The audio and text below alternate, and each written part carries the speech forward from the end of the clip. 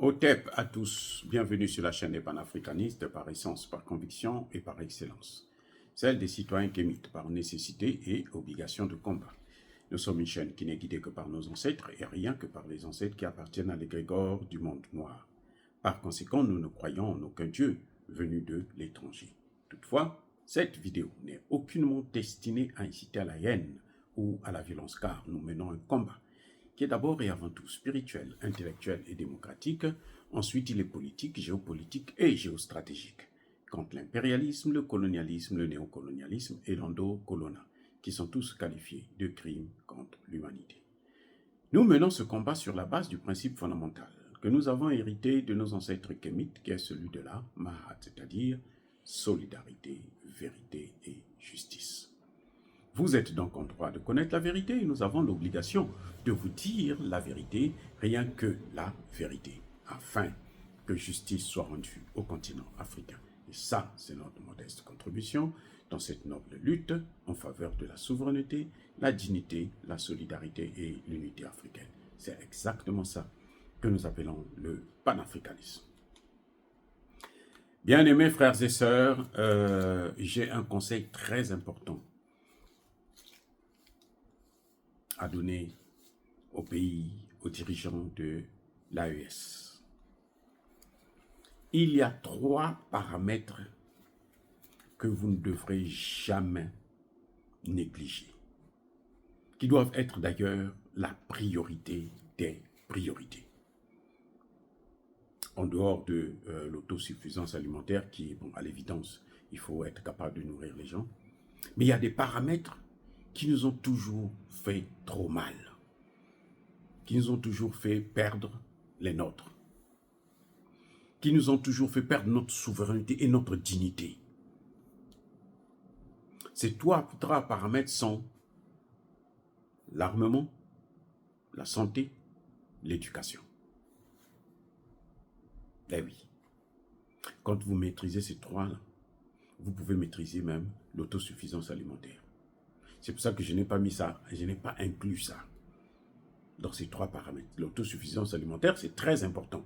Mais si vous ne partez pas comprendre ces choses-là à l'école, c'est difficile.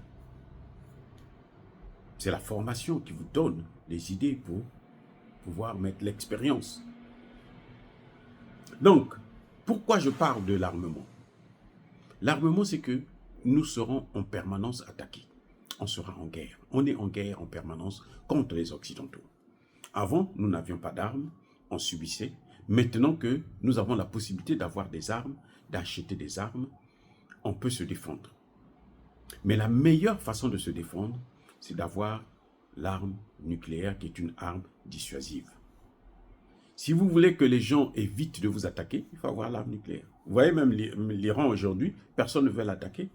Israël ne veut pas attaquer l'Iran, parce qu'Israël sait que l'Iran a l'arme nucléaire. Les États-Unis n'ont jamais attaqué la Corée du Nord. Et ils ne le feront jamais. Ils n'attaqueront jamais la Chine. Ce que vous entendez là, c'est du blabla. Ils ne vont jamais attaquer la Chine. Surtout la Russie, c'est même pas la peine. Vous avez vu, les Américains sont rentrés dans le conflit. Ils envoient des mercenaires, oui. Mais eux-mêmes, ils ne viennent pas directement parce qu'ils savent qu'on va les écraser. Et que si ça ne marche pas, la Russie va utiliser l'arme nucléaire. On a tué Kadhafi parce que Kadhafi, avant la guerre, les Occidentaux avaient pris le soin de se débarrasser de tout ce qui est du nucléaire libyen. Ils avaient tout pris. Ils ont voulu mettre à genoux, ils l'ont presque mis à genoux, l'Afrique du Sud, parce qu'on lui a pris ce qu'il avait de précieux. On dit parce que les Noirs ne devaient pas avoir l'arme nucléaire, ils ont repris ça. Donc, l'équipement, c'est très important. C'est très, très, très important.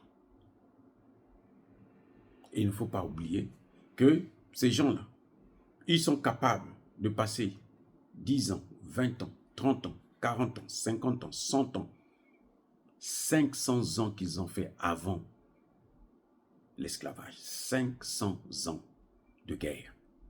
Ils faisaient que nous affronter. Donc nous devrons nous équiper jusqu'à obtenir l'arme nucléaire. On est le seul continent où il n'y a pas l'arme nucléaire. Le seul continent où il n'y a pas une seule arme nucléaire. Donc on est le seul continent qui peut être menacé à n'importe quel moment par n'importe qui et n'importe quand. Ah, voilà le problème. Donc, si nous voulons nous faire respecter, si nous voulons arrêter avec cette colonisation, cet esclavage, on doit avoir l'arme nucléaire. Le deuxième élément, c'est celui de la santé. Nos gouvernements, notamment ceux de l'AES, devraient prendre le soin d'avoir des hôpitaux de référence qui traitent toutes les maladies comme en Occident. Vous devrez vous arranger. C'est une priorité des priorités. Parce que quand vous tombez malade, vous êtes faible. C'est d'autres gens qui prennent des décisions parfois à votre place. Vous, votre seul souci, c'est de guérir. Et ceux qui prennent des décisions, ils prennent des décisions en fonction de leurs intérêts. Et quand vous allez là où il y a vos ennemis, consciemment ou inconsciemment, ou bien en pensant que, bon, comme je suis malade, ils auront pitié de moi, en pensant que c'est un problème de droit de l'homme, donc il faut qu'on me guérisse. Ça ne marche pas comme ça. Sinon, Blaise Compaoré serait en France et où il pourrait avoir des soins médicaux bien plus pointus. Mais voilà, il est obligé de se battre entre la Côte d'Ivoire et le Maroc à cause des problèmes de santé. Notre aîné, notre père, Sékou Touré, il a résisté face aux Occidentaux. Il était soutenu par la Russie. Quand il est tombé malade, où est-ce qu'on l'a amené? On l'a amené aux États-Unis. En 1984. Qu'est-ce qui s'est passé après? Et on l'a éliminé tranquillement. Oui. On te met un poison, un retardement. Quand tu arrives chez toi, 2 jours, 3 jours plus tard, tu meurs.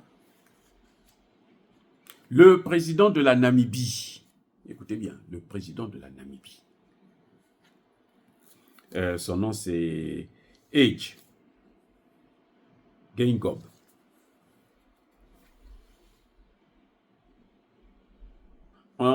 Il a menacé l'Allemagne. Il a demandé à l'Allemagne, menacé pour eux bien sûr, pas pour nous, ce qui pour nous c'est tout à fait légitime. Il a demandé à l'Allemagne de dédommager son pays pour le génocide des populations namibiennes. L'Allemagne n'a pas soutenu ça. L'Allemagne n'a pas toléré ça.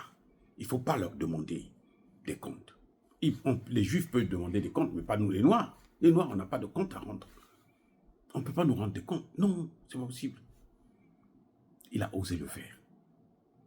Il a soutenu la plainte de l'Afrique du Sud contre Israël en faveur de la Palestine. Donc, il fallait le punir. Il tombe malade. Je ne sais pas si c'est lui-même qui a choisi. On le prend, on l'amène aux États-Unis pour se faire soigner. Les gars, arrêtez avec ça. Arrêtez de nous humilier comme ça, de se passer pour des moins que rien. Quand vous voyez la France, là, quand vous voyez la Grande-Bretagne, vous avez vu les États-Unis. Les États-Unis sont devenus le chef, le patron de ces pays-là, d'Europe. Donc quand vous avez affaire à eux, c'est que vous avez affaire aux États-Unis. Et quand vous avez affaire aux États-Unis, eh bien c'est ça qui vous arrive. Le président Sylvanus Olympio, qu'est-ce qui s'est passé avec lui?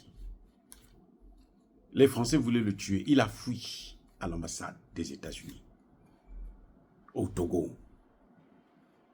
L'ambassade des États-Unis, ils prennent le téléphone, ils appellent là, les mercenaires français. Ils disent que mais celui que vous cherchez, il est ici, devant notre portail. Là, venez le tuer là. On est venu, on l'a assassiné là.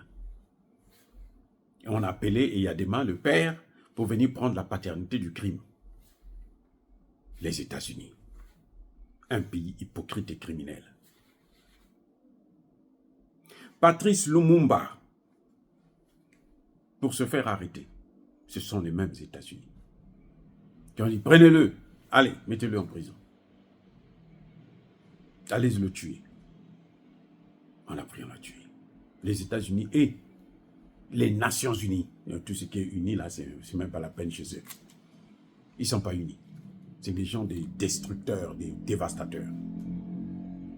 Donc, dans l'AES, il faut, c'est-à-dire que la priorité des priorités, c'est avoir des hôpitaux. Vous savez, le premier ministre malien, Choguel Kokala Maïga, s'il était venu se faire soigner en France, en Suisse, au Portugal, en Allemagne, en Pologne ou aux États-Unis, il ne serait plus avec nous. J'ai dit, hein, le premier ministre malien, s'il était venu se faire soigner dans ces pays-là, aujourd'hui, il ne serait plus avec nous.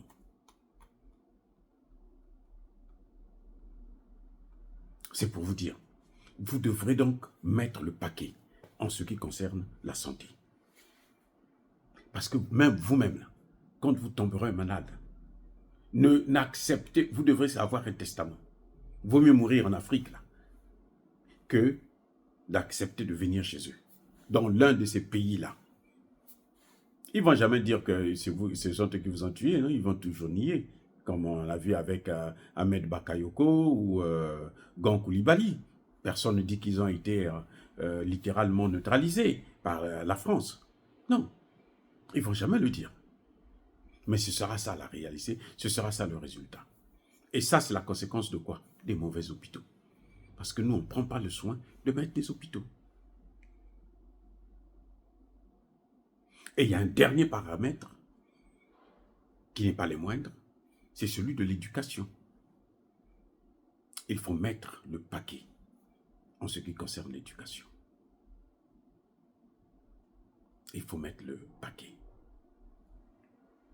Vous vous souvenez, tout récemment, il y a un milliardaire nigérian, du Nigeria,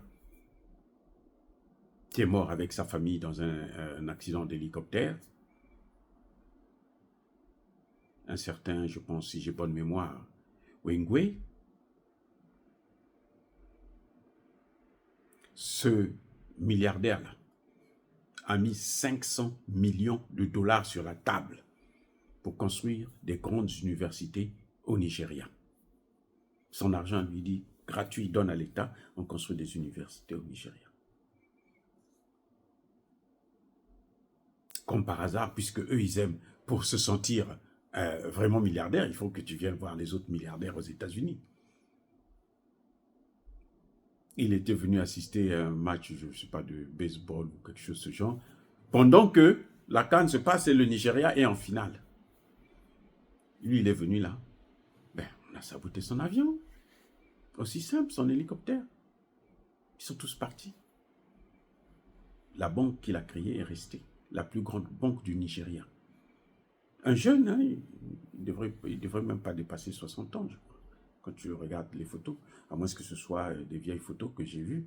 Mais sinon, non, c'est un jeune. L'éducation. Parce que ce sont des milliers, des dizaines de milliers d'étudiants nigériens qui viennent aux États-Unis chaque année et qui investissent dans leurs universités. Donc, s'ils ont des mêmes universités là-bas, ben, ils ne viendront plus aux États-Unis.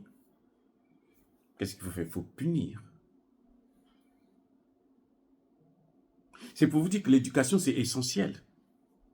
C'est l'éducation qui permet même d'avoir l'équipement, le nucléaire. Il faut avoir la technologie, mais la technologie qui devait l'avoir, c'est des gens qui sont allés à l'école, qui sont bien formés. Bien entendu, il faut changer le système éducatif. Il ne faut pas garder leur système qui n'a ni tête ni queue. Mais c'est par là que nous allons réussir. C'est pour ça que vous avez vu que le FMI et la Banque mondiale, quand ils décident d'investir dans nos pays en Afrique, la première des choses qu'ils font, c'est de casser la santé, le système de santé, c'est de casser le système éducatif. Les deux. On casse la santé, on casse l'éducation. Parce que si vous avez des gens qui sont bien formés, vous leur donnez l'instruction, ils vont savoir que l'autosuffisance alimentaire, c'est une priorité. Ils vont comprendre que nous, si on n'a pas l'arme nucléaire, on ne sera pas protégé. Et ils vont savoir aussi que nous, on ne peut pas être là à attendre des médicaments ou qui viennent de partout ailleurs, où 60% des médicaments qui rentrent en Afrique sont des fakes, des faux. Donc, c'est du poison qu'on nous donne en plus. Donc, ce sont des paramètres que nos présidents de l'AES, là, devraient tenir compte. C'est essentiel et c'est fondamental. Vous voulez l'autosuffisance alimentaire, il faut des gens qui ont bien appris, qui sont éduqués, qui comprennent ces choses-là. Et pour qu'ils comprennent ça, eh ben, le système éducatif reste le meilleur moyen. Mais pas leur système occidental. On doit avoir notre système à nous, où nous-mêmes, nous créons, nous rédigeons notre histoire. Eh oui. Lorsque l'histoire du lièvre est racontée par le chasseur, eh bien, croyez-moi, ce sera toujours en sa faveur. Bref, bien aimés frères et sœurs, dire cela, c'est inciter à la haine ou à la violence. Non, il y a la colère veille. Soyez bénis, abondamment bénis par le Dieu des Kémites et par nos ancêtres ici. Mais que tous ceux qui persécutent le continent africain le pillent et le déstabilisent, qu'ils soient noirs, blancs, chinois, arabes, juifs, indiens ou qui qu'ils soient punis, maudits, foudroyés, neutralisés, écrasés, effacés par le Dieu des Kémites et par nos ancêtres angélisés. Vive l'Afrique éternelle. J'ai dit et j'assume.